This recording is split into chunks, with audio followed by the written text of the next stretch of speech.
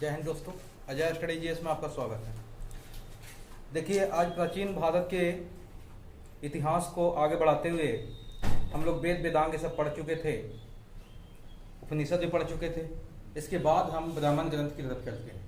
लेकिन उससे पहले हम बता देते हैं कि जो पिछले वाला वीडियो आप देखे होंगे, उपनिषद के बारे में पढ़े होंगे, उसमें कुछ चीज़ें गलत हो गया। जैसे सत्यम शिवम सुंदरम, सत्यम शिवम सुंदरम, सत्यम शिवम सुंदरम जो है इसका उल्लेख मांडुक्य उपनिषद में किया गया है और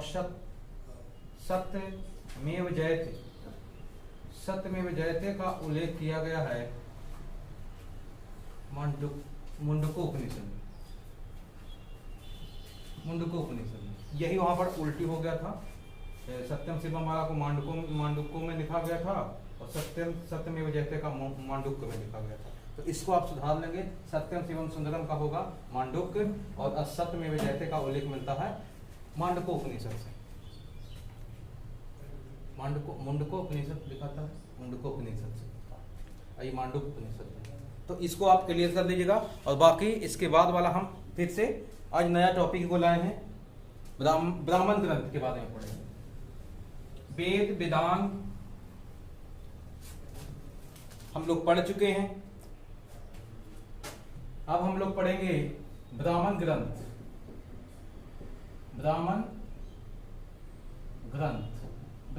के बारे में पढ़ेंगे। सबसे पहले ये जानेंगे कि ब्राह्मण ग्रंथ किसको कहते हैं। तो ये ब्राह्मण जो ग्रंथ है यह संस्कृत भाषा में लिखा हुआ है। कौन सी भाषा में लिखा हुआ है? संस्कृत भाषा में लिखा हुआ है। कौन सी भाषा में लिखा हुआ है? संस्कृत भाषा में। संस्कृत भाषा में लिखा हुआ है। संस्कृत भाषा में लिखा हुआ है। यह केवल गद्य में लिखा हुआ है। यह केवल किस में लिखा हुआ है? गद्य में लिखा हुआ है। गद्य और पद दो होते हैं, तो इसमें गद्य में लिखा हुआ है कौन? ब्राह्मण ग्रंथ। यह संस्कृत में लिखा हुआ ग्रंथ है। आपसे क्वेश्चन पूछा जाएगा कि ब्राह्मण ग्रंथ को क्या किस भाषा में लिखा हुआ है? तो ये संस्कृत भाषा में लिखा हुआ है। लेकिन यह केवल कौन से किस में लिखा हुआ है? तो ये गद्य में लिखा हुआ है। ठीक है। ब्राह्मण ग्रंथ से या ब्राह्मण ग्रंथ की रचना क्यों हुई? तो ब्राह्मण ग्रंथ को यज्ञ एवं कर्मकांड, यज्ञ एवं कर्मकांड के विधि विधान, यज्ञ एवं कर्मकांड के विधि विधान एवं उनके क्रियाओं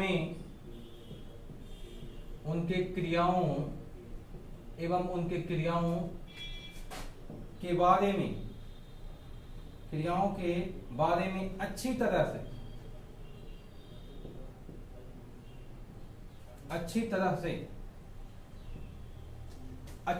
समझने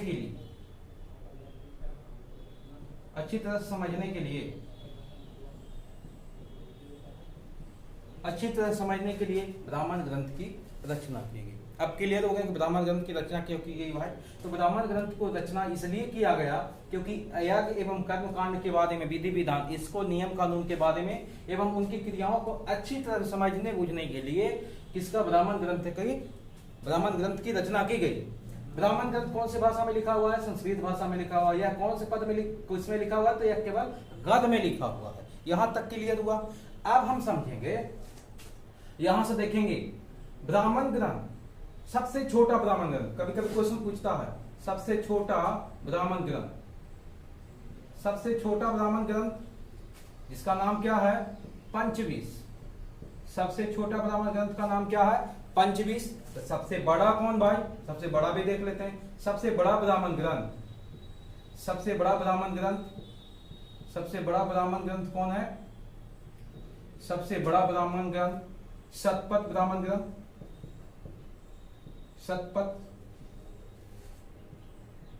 शतपथ ब्राह्मण ग्रंथ। सबसे छोटा ग्रंथ कौन है? सबसे छोटा ब्राह्मण ग्रंथ पंचविश। सबसे बड़ा ब्राह्मण ग्रंथ शतपथ ब्राह्मण ग्रंथ। अब यहां पर देखेंगे कि शतपथ ब्राह्मण ग्रंथ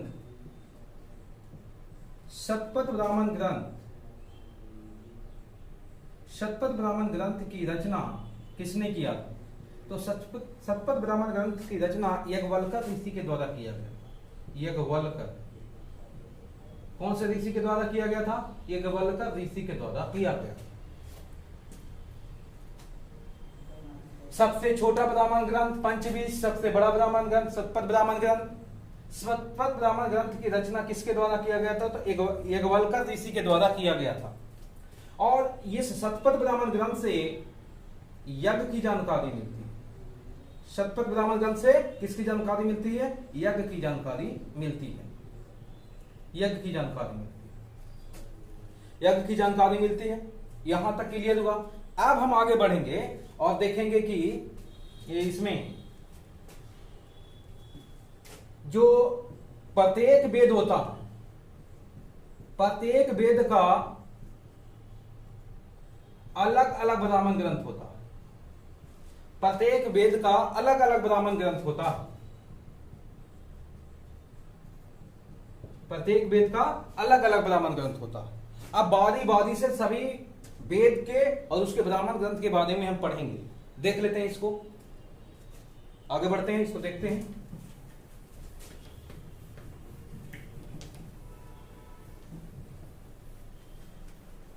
चार को वेद है तो इसका मतलब है कि चार ब्राह्मण ग्रंथ भी हैं। वो देख लेते हैं कौन कौन से हैं। इस सब के बारे में हम जानेंगे। बस तुरंत थोड़ा सा देख लीजिए। एक तरफ में आप लिख लीजिए वेद, दूसरी तरफ में लिख सकते हैं ब्राह्मण ग्रंथ। ब्राह्मण ग्रंथ तो वेदों की संख्या आप जानते हैं कितने हैं? वेदों की संख्या चार। पहला जो है वो ऋग्वेद। पहला क्या है? ऋग्वेद। दूसरा क्या है? यजुर्वेद। यजुर्वेद। तीसरा क्या है? सामवेद। सामवेद। और चौथा क्या है? अथर्ववेद या अर्थवेद। अथर्ववेद। अब इस सब का ब्राह्मण ग्रंथ क्या है? ऋग्वेद का ब्राह्मण ग्रंथ क्या है? तो ऐतरेय। ऐतरेय या कौशितकी। ऐतरेय या कौशितकी। ऋग्वेद का ब्राह्मण ग्रंथ कौन है? ऐतरेय या कौशितकी है। यजुर्वेद का क्या है? यजुर्वेद का है शतपथ। शतपथ या वाजसेन। शतपथ या वाजसेन। सामवेद का क्या है? पंचवीस। सामवेद का क्या है? पंचवीस। अथर्ववेद का क्या है? गोपद। अथर्ववेद का क्या है?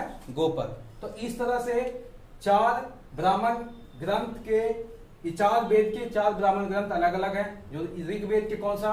ऐतरेय या कौशितकी है। यजुर्वेद का शतपथ या वाजसेन है। सामवेद का पंचवीस है। अथर्ववेद का गोपद है। तो इस तरह से ब्राह्मण ग्रंथ की समाप्ति हुई। इसके बाद हम अगला जो टॉपिक ले रहे हैं अर्धनयक ले रहे हैं। अर्धनयक के बारे में हम देखेंगे। बस थोड़ा सा टॉपिक है, ज्यादा बड़ा नहीं है। थोड़ा सा इसको क्लियर कर लेते हैं।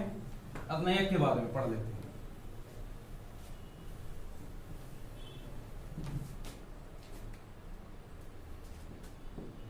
अर्धनयक। सबसे पहले अर्धनयक, अर्धनयक है क्या? तो अर्धनयक का निर्माण, अर्धनयक का निर्माण जो किया जाता है वो कहां किया जाता है? वन में किया जाता है। अर्धनयक का निर्माण कहां किया जाता है? वन में किया जाता है। आज इसके बारे में जानेंगे। अर्धनयक से किसकी जानकारी मिलती है? इसके बाद में अर्धनयक से किसकी जानकारी मिलती है? तो अर्धनयक से रहस्यमय एवं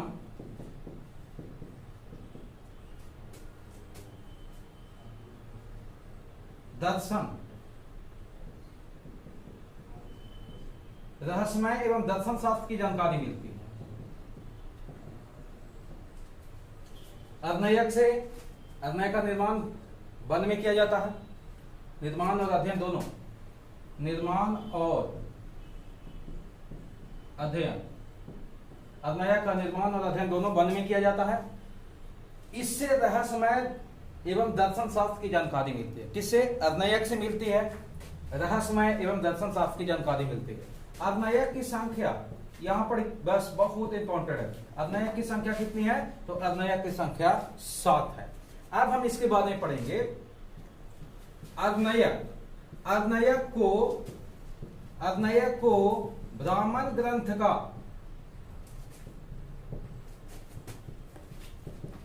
ग्रंथ का अंतिम भाग माना जाता है। आपसे क्वेश्चन पूछा जाएगा कि ब्राह्मण ग्रंथ का अंतिम भाग किसे माना जाता है, तो अर्धनायक को माना जाता है। ब्राह्मण ग्रंथ का अंतिम भाग किसको माना जाता है, अर्धनायक को माना जाता है। अर्धनायक की संख्या कितनी, 7। अर्धनायक से किसकी जानकारी मिलती है, रहस्यमय तथा दर्शन शास्त्र की जानकारी मिलती है। अब यहाँ पर देखेंगे इसका निर्माण और अध्ययन कहाँ किया जाता है, वन में किया जाता है। तो आज का वीडियो इतना ही।